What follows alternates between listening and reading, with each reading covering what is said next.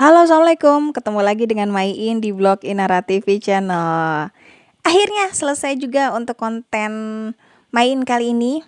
Karena sempat tertunda, akhirnya ini selesai juga. Nih dia sebelumnya yang belum tahu informasinya. Ini penampakan fasad rumah Maiin. Dan setelah menunggu 1 tahun, alhamdulillah baru kelar nih untuk nyelesain ngerapiin renovasi fasad bagian muka. Begini kira-kira. Dan memang kita tetap harus sabar ya. Selagi sabar kita tetap mengusahakan dan menabung intinya. Nah, yang penasaran berapa sih biaya yang Maiin keluarkan untuk merenovasi bagian bawah rumah Maiin? Kira-kira yang dibutuhkan alatnya apa aja? Ikuti terus Maiin, tapi sebelumnya jangan lupa di subscribe dulu ya blog Inara TV channelnya.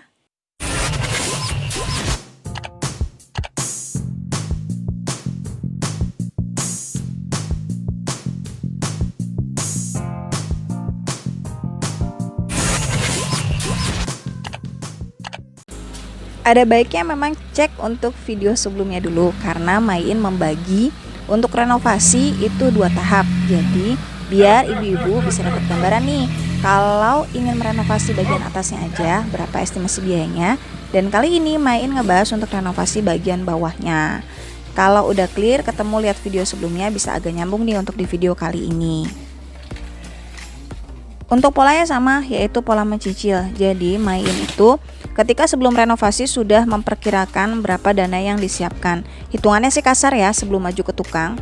Jadi yang pertama dicicil itu keramik utama. Keramik itu lumayan mahal ya. Dan setelah itu kalau untuk perintilan sisanya kayak semen, pasir, lalu batako itu bisa dicicil di part kedua bagian belakangan. Berikut juga mencicil biaya untuk membayar tukang. Jadi clear ya, bagian pertama cicil dulu bahan yang paling urgent yaitu keramik karena Maiin kan renovasi bagian bawah keramik dan rumput sintetis. Lalu untuk sisanya yang barang-barang berat yang nggak bisa disimpan di ruang yang kecil dicicil belakangan. Jadi intinya kita membagi 2 napes nih biar nggak terlalu berat ketika renovasi. Yang paling gede memang ketika kita nyicil keramik itu udah lumayan dananya. Habis itu baru kita bisa fokus di part kedua yaitu untuk mengetahui berapa biaya untuk membeli bahan, sisanya plus bayar tukang. Intinya sih ketika kita udah melewati tahap pertama yaitu nyicil untuk keramiknya, baru kita nanti maju ke mandor tukang. Kita tanya tuh keinginan kita mau ngerenov bagian ini dengan luas area segini, kira-kira yang dibutuhin bahannya apa aja, lalu borongan tukangnya berapa. Nah dari situ kan nanti ketahuan tuh kita nabung untuk tahap keduanya berapa lama. Plus berapa biaya yang perlu kita save juga untuk memperkirakan over budgetnya.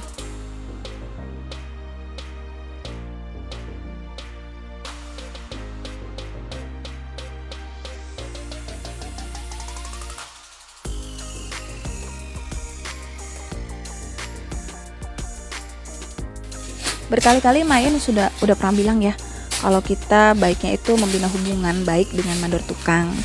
Datang ke rumahnya, bertamu ke rumahnya, dekatkan hubungan seperti saudara. Jadi kita menganggap tukang itu like saudara, bukan like atasan dan bawahan.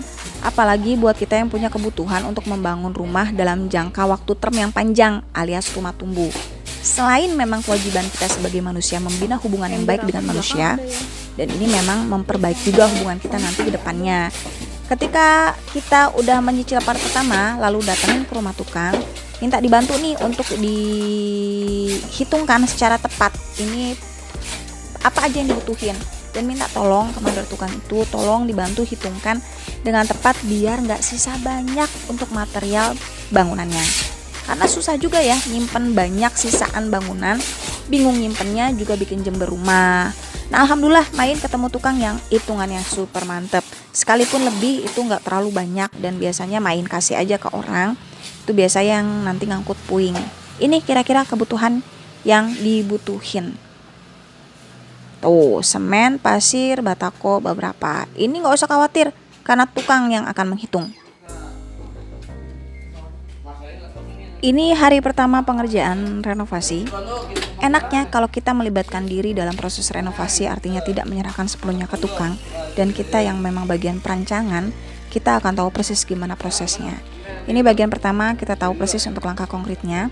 Karena Maiin itu ngabisin untuk area 30 meter persegi. Tuh.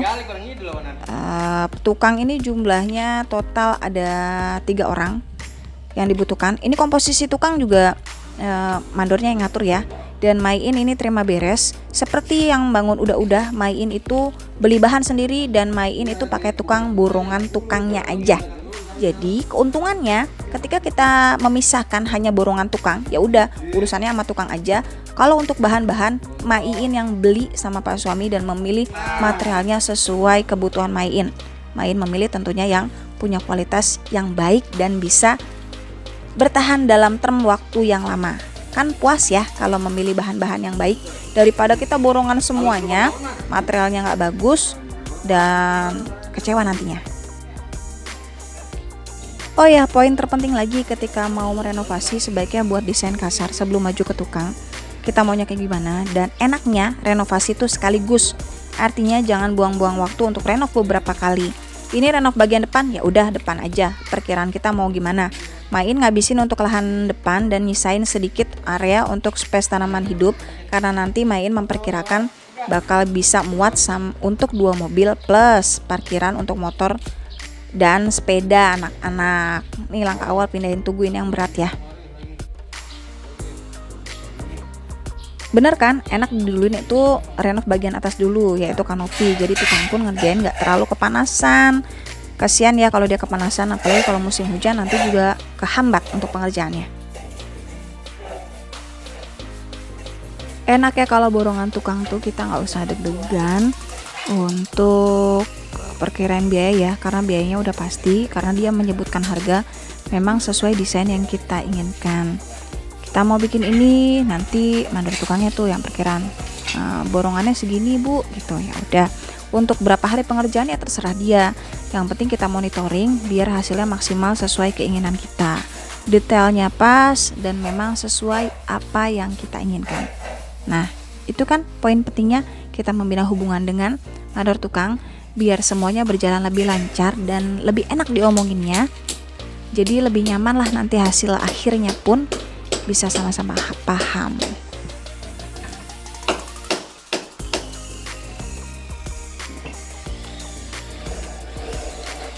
Kalau perkara tahapan pengerjaan ini kita serahin aja ke tukang karena dia yang lebih paham dan lebih ngerti. Mandor tukang nanti yang akan membagi job desk kepada anak buahnya, bagian mana-mana dan mana-mana. Dia pasti lebih paham. Kita cukup monitoring aja kalau ada kesalahan, nanti kita cukup informasikan ke dia sebelum jadi lebih jauh lagi. Nah, begitu kira-kira.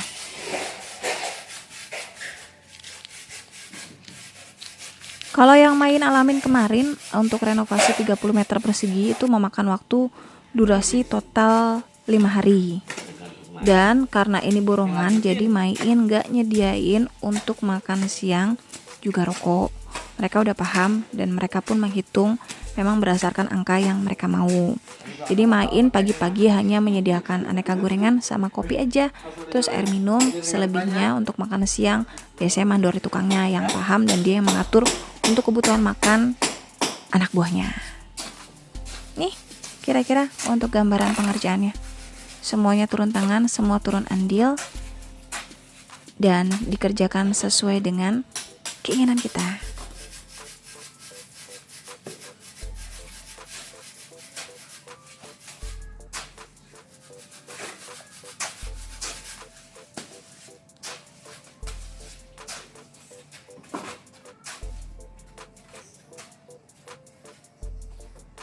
Sekarang lanjut ke berapa sih biaya yang dibutuhkan untuk membangun area bawah dengan luas area 30 meter persegi.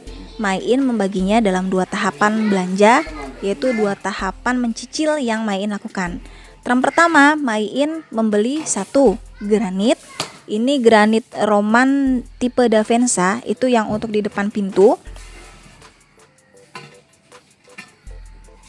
Granitnya ini ukuran 60 x 60 cm.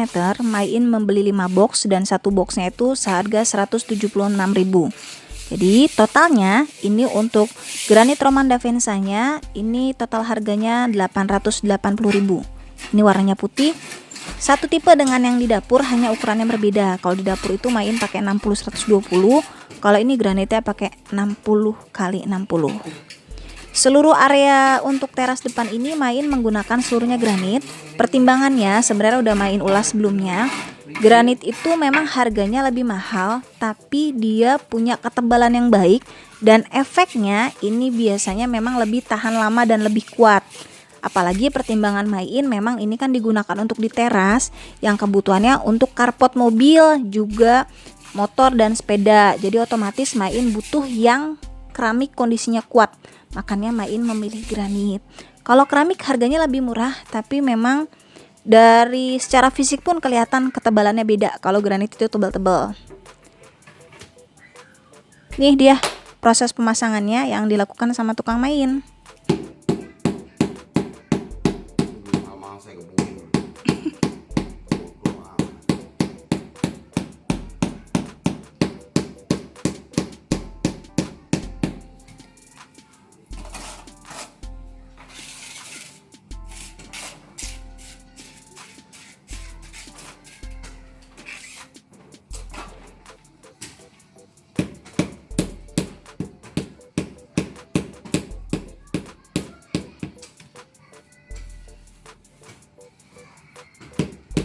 Beda ya natnya mau.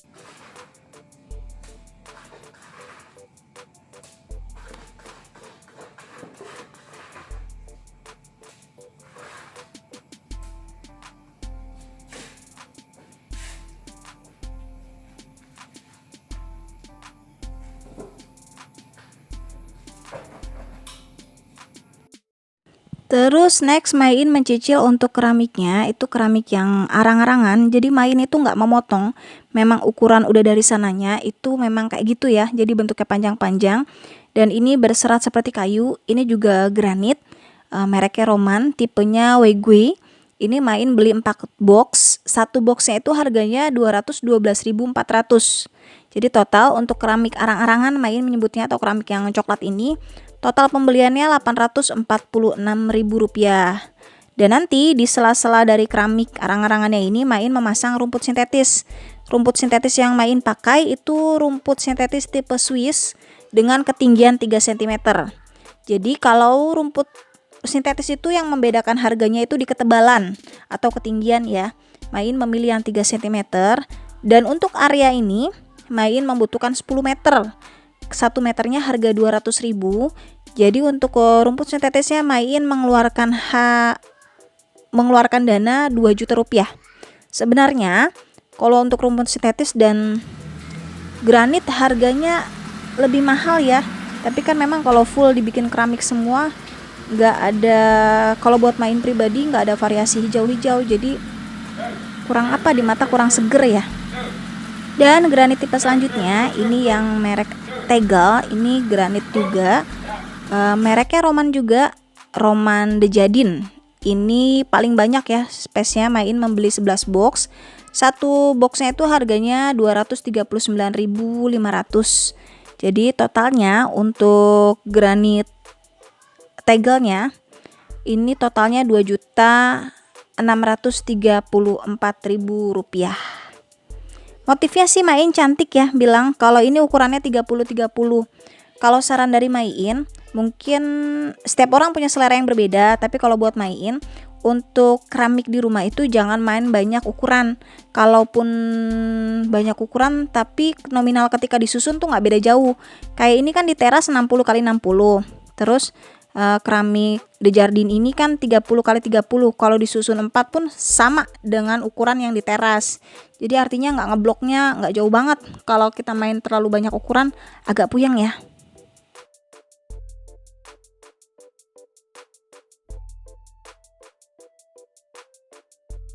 Lalu kalau untuk bahan-bahan lainnya seperti semen, pasir, lalu batako, semua itu kita dapat rincian dari tukang untuk kebutuhannya. Dan ternyata untuk bahan bangunan Main mengeluarkan dana sebesar 2.104.000.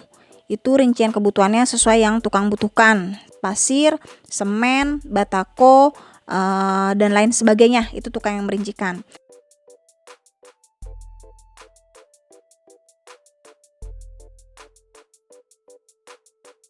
Jadi ternyata untuk total seluruh pengeluaran My In merenovasi bagian depan fasad muka, ini untuk bagian bawahnya, dana yang dibutuhkan mencakup bahan juga tenaganya, ini total seluruhnya sebesar 10.964.000.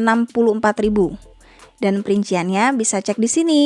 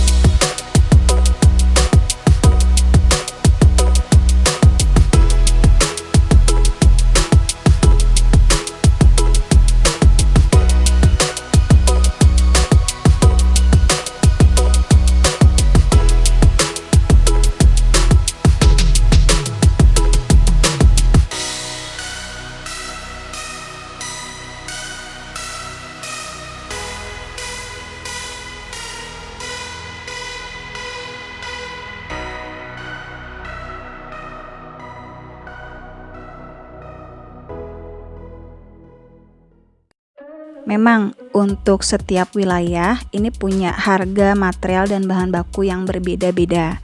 Tapi setidaknya berkaca dari pengalaman My In maka bisa merencanakan lebih jauh lagi. Untuk hitungan My In nggak bisa dijadiin patokan karena memang setiap wilayah punya standar yang beda. Tapi setidaknya sudah ada bayangan. Dari bayangan ini maka ibu-ibu bisa membagi untuk tahap mencicilnya per bulan jadi seperti apa. Kalau kita udah tahu medannya, tentu akan lebih ringan untuk kita menabungnya. Buat My In, patokannya tetap sama. Nggak ada satu hal pun yang mustahil di dunia ini. Jadi semangat berusaha, kencengin niatnya, atur strateginya, maksimalin usahanya, jaga caranya, biar kita tetap di jalan yang halal untuk mendapatkannya. Kalau sudah halal, insya Allah berkah yang akan diraih. Mudah-mudahan dipermudah untuk segala niatan ibu-ibu. Tetap semangat ya. Untuk yang ingin bertanya silahkan tinggalkan pesan di komen. Insya Allah nanti My In balas dan kita berbagi informasi biar semuanya bisa merasakan manfaat dari apa yang kita lakukan. Sekian untuk videonya hari ini, semoga videonya bermanfaat. Sampai ketemu di next video selanjutnya. Jangan lupa ya di follow Instagram My In di @bloginara. Assalamualaikum warahmatullahi wabarakatuh.